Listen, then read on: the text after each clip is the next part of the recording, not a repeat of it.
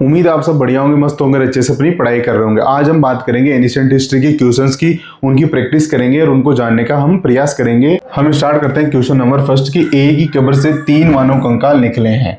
तो इसका आंसर आपको देना है। आपके पास 4 ऑप्शन है और आपके पास 5 सेकंड है, इसमें आपको आंसर देना है और प्रयास करना है कि इसका आंसर आप दो और कमेंट में इसका आंसर देने का आपको प्रयास करना है। तो इसका राइट आंसर हमारे पास क्या होगा? ऑप्शन नंबर बी की दमदमा से मिले हैं।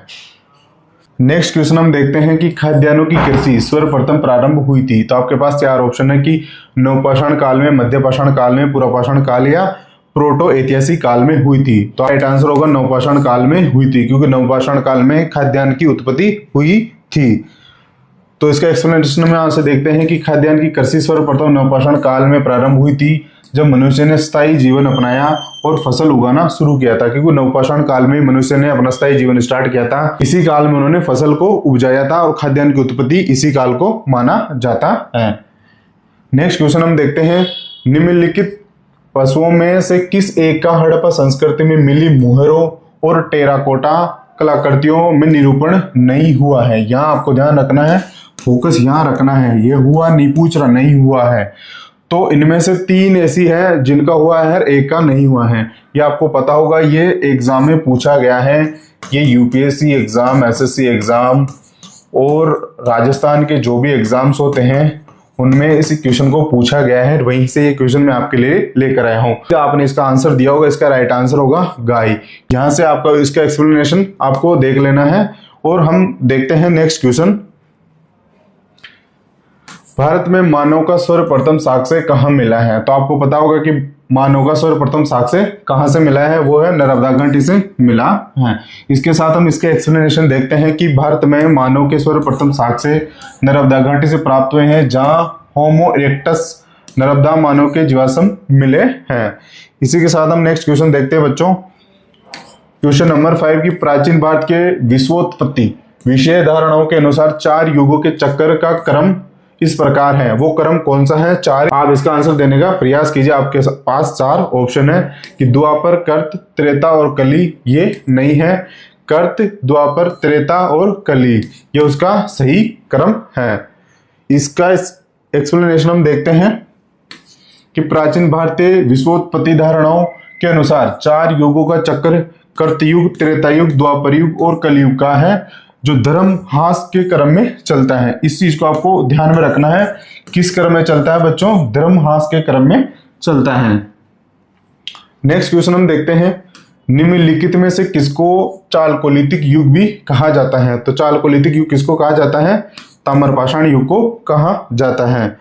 हम इसके एक्सप्लेनेशन देखते हैं कि ताम्रपाषाण युग को क्यों कहा जाता है, कि चालकोलिथिक युग को ताम्रपाषाण युग भी कहा जाता है, क्योंकि यह तांबे और पाषाण के औजारों का उपयोग करने वाला संक्रमणकालीन काल था, इसलिए इसको कहा जाता है।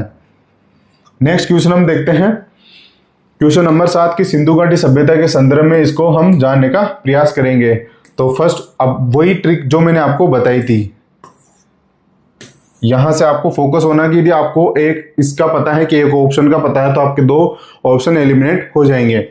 यह प्रमुखतः लौकिक सभ्यता थी और उसमें धार्मिक तत्व यद्यपि उपस्थित था, वर्चस्वशाली नहीं था, क्योंकि देवताओं की पूजा करते थे, लेकिन इतना ज्यादा प्रभाव नहीं था जो धर्म का आज है।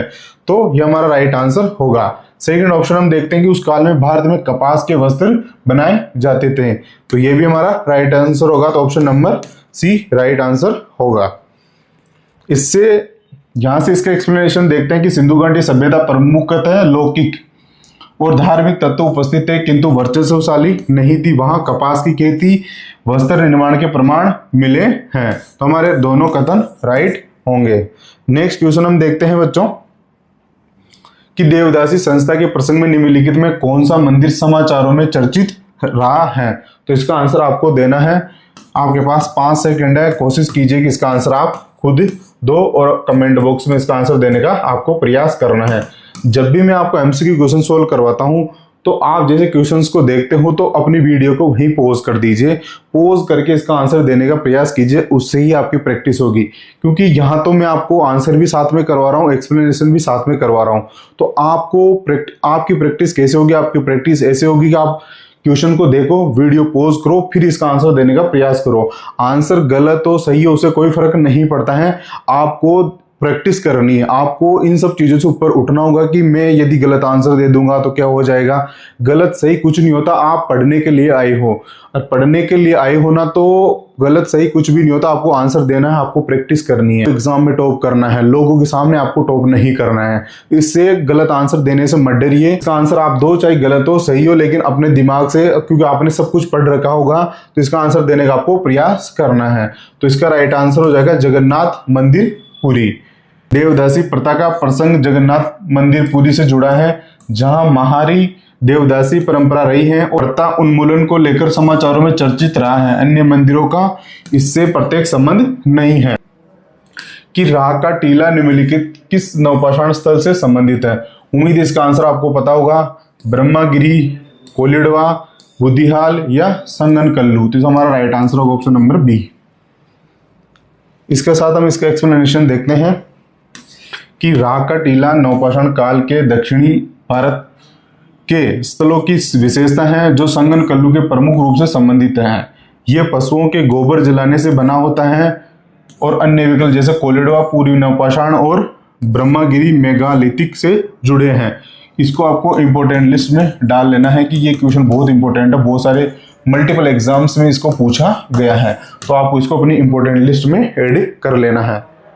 इसके साथ हम नेक्स्ट क्वेश्चन देखते हैं कि निम्नलिखित में से कौन सा लक्षण सिंधु घाटी सभ्यता के लोगों का सही चित्रण करता है। जब आप क्वेश्चन पढ़ते हो तो इसको आप हाईलाइट कीजिए, जब भी आप क्वेश्चन सोल्व करते हो कि पूछ किसके बारे में रहा, कि सिंधु घाटी सभ्यता के लोगों के बारे में, तो उनके बारे में आपको पता है कि उनके बारे में आपने पढ़ा होगा अच्छे से, विशेषताएं आपने उसकी पढ़ रखी होगी, तो इसका आंसर आप देने का प्रयास कीजिए।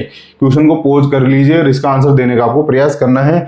जो ट्रिक मैंने आपको बताई कि आपको पहले कहाँ से सोचना है उस पर दिमाग लगाना है। आपको पहले ऑप्शंस पे सोचना है कि कॉमन कौन कौन दो, ये इसमें कॉमन है। अब आपको पता लग जाए कि ऑप्शन नंबर 2 ही गलत हो, तो हम आपका right answer option number D आ जाएगा। लेकिन आपको इस पे फोकस होना है कि कॉमन कौन है, ये आपको नोटिस करना है। तो हम क्वेश्चन करना स्टार्ट करते हैं कि फर्स्ट ऑप्शन हम पढ़ते हैं कि उनके विशाल महल और मंदिर होते थे। तो ये गलत है कि उस टाइम पे कोई विशाल मंदिर नहीं थे, ना कोई महल थे, तो ये आपको पता है कि ये रॉन्ग है। तो इससे हमारा ये ऑप्शन रॉन्ग हो जाएगा, ये ऑप्शन रॉन्ग हो जाएगा। बचे ऑप्शन नंबर बी और डी। तो अब इसमें देखते हैं कि दो तो हमारे एलिमिनेट हो गए।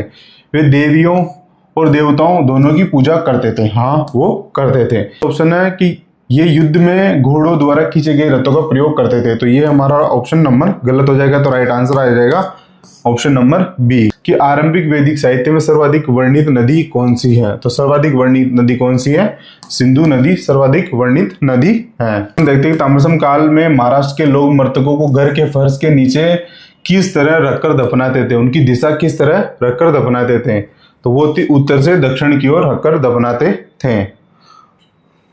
तो यहां से आपको एक्सप्लेनेशन देखना कि ताम्रसम काल में महाराष्ट्र के लोग मृतकों को घर के फर्श के नीचे उत्तर से दक्षिण दिशा में लेटाकर दफनाते थे, क्योंकि यह प्राचीन परंपरा धार्मिक मान्यताओं के अनुरूप था। विशाल स्नानागार कहाँ मिला है। तो विशाल स्नानागार आपको पता है कि मोहनजोदड़ो में मिला है। ये एग्जाम भी ये क्वेश्चंस भी इंपॉर्टेंट है, इसको आपको ध्यान में रखना है। यहां से इसका एक्सप्लेनेशन आपको देख लेना है कि विशाल स्नानागार ग्रेट बाथ जिसको बोला जाता है सिंधु घाटी सभ्यता के मोहनजोदड़ो स्थल से प्राप्त हुआ है, जो सार्वजनिक स्नान के लिए उपयोग किया जाता